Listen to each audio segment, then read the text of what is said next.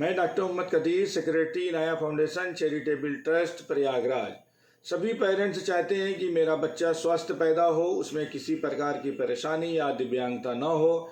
इसके लिए प्रेगनेंसी के दौरान उससे पहले कुछ बातों का ख्याल रखा जाना चाहिए जिससे आप सेफ हो जाएं। प्रेगनेंसी के दौरान की गई छोटी छोटी गलतियों के कारण बच्चों में दिव्यांगता आने का खतरा ज़्यादा होता है। कैल्शियम और विटामिन डी की कमी के कारण जहां बच्चों के पैरों में परेशानी आने का खतरा रहता है, वहीं इस दौरान बाहर के खान पान का भी असर होता है। दरअसल प्रेगनेंसी के दौरान महिलाओं के शरीर में कई बदलाव होते हैं, इसमें हार्मोनल चेंजेस भी शामिल है। इसकी वजह से उन्हें समय समय पर कुछ खास खाने का मन होता है, जैसे कि खट्टा, चटपटा आदि। प्रेगनेंसी में ऐसा करना माँ को तो संतोष देता है, अच्छा लगता है, लेकिन बच्चों पर इसका नेगेटिव प्रभाव पड़ता है जो दिव्यांगता के खतरे को बढ़ा देता है। प्रेगनेंसी के दौरान या उससे पहले अगर हम 5 कुछ अच्छी बातों का ख्याल रख लें या डॉक्टर के बताए हुए तरीके पे मान लें तो ना हाई रिस्क प्रेगनेंसी होगी और ना हाई रिस्क बेबी होगा।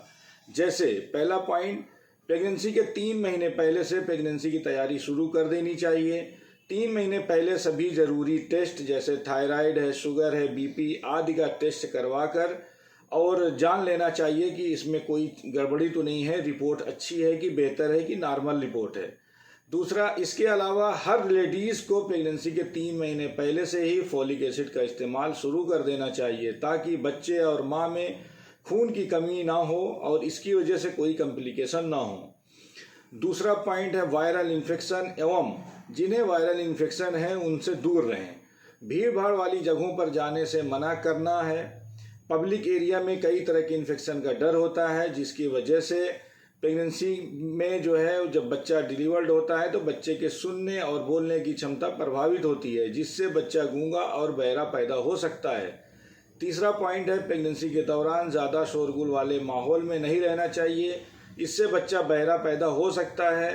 साउंड प्रदूषण से बच्चों को गर्भ में ही बहरा बना देता है। ऐसे बच्चों के बोलने की क्षमता भी प्रभावित हो जाती है, क्योंकि बच्चा जब तक कुछ सुनेगा नहीं तो कुछ बोलना भी नहीं सीखेगा। चौथा पॉइंट है बाहर का खाना बिल्कुल ना खाएं। प्रेगनेंसी के दौरान शरीर में होने वाले बदलाव के कारण कुछ चटपटा और अलग अलग जायका टेस्ट करने का दिल करता है। ऐसे में बच्चे की सेहत के लिए ज़रूरी है कि आप अपनी ज़ुबान पे थोड़ा कंट्रोल रखें। बाहर का खाना खाने से बचें, खास तौर से पिज्ज़ा, बर्गर या रोड, चाट, पकौड़े आदि को पूरी तरह से नज़रअंदाज कर दें। पांचवा है कोल्ड ड्रिंक्स और बाहर का जूस तो भूल ही जाएं। प्रेगनेंसी में जूस पीना फ़ायदेमंद होता है, लेकिन बाहर का जूस पीने में कई खतरे भी होते हैं। बाहर के जूस बैक्टीरिया इन्फेक्टेड हो सकता है, वहीं कोल्ड ड्रिंक्स में उच्च मात्रा में प्रिजर्वेटिव इस्तेमाल होता है।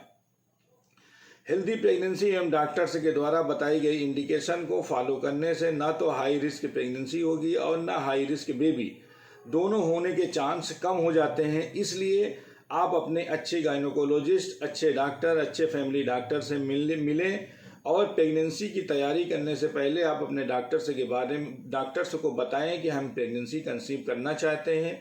जो वो फॉलो इंडिकेशन दें, जो वो तरीका बताएं उसको फॉलो करें और पूरे 9 महीने तक आप उसमें फुल चेकअप में रहें।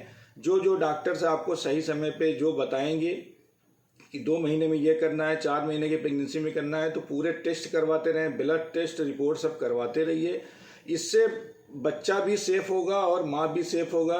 ना इसमें हाई रिस्क प्रेगनेंसी होगी और ना हाई रिस्क बेबी होगा, दोनों सेफ होंगे। तो अगर आप इस तरह के डॉक्टर से के बताए हुए अनुसार चलेंगे तो प्रेगनेंसी सेफ होगी, कोई कॉम्प्लिकेशन नहीं होगी। अधिक जानकारी के लिए फेसबुक पेज इनाया फाउंडेशन को लाइक करें, यूट्यूब चैनल इनाया फाउंडेशन को सब्सक्राइब करें और लाइक करें।